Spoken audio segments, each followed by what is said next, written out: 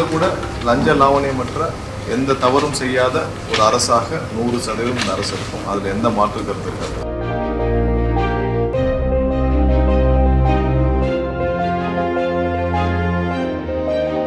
மின்சாரத்துறையில் வேறு எந்த மாநிலத்திலும் இல்லாத உட்கட்டமைப்பு தமிழகத்தில் இருந்தாலும் தேவை அதிகரிப்பதால் சீரமைப்பு பணிகள் அவசியமானது என மின்சாரத்துறை அமைச்சர் CTR நிர்மல்குமார் தெரிவித்துள்ளார். அண்ணா சாலையில் உள்ள மின்வாரிய தலைமை அலுவலகத்தில் அதிகாரிகளுடன் நடத்திய ஆலோசனையில் பேசிய அவர், தாவேக அரசில் லஞ்சம் வாங்குவது போன்ற எந்த முறைகேடும் இருக்காது என உறுதியளித்தார்.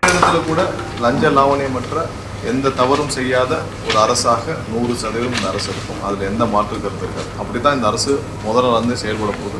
அதில் எல்லா டிபார்ட்மெண்ட்டும் முதல்வர் சொன்ன விஷயம், தவறு நடக்காத ஒரு துறையாக அனைத்தும் இருக்க வேண்டும் சொல்றது. பிளே ஸ்டோர் மற்றும் ஆப் ஸ்டோரில் இருந்து பாலிமர் செயலியை QR கோடு மூலம் பதிவிறக்கம் செய்யுங்கள். செய்திகளை உடனுக்குடன் பெறுங்கள்.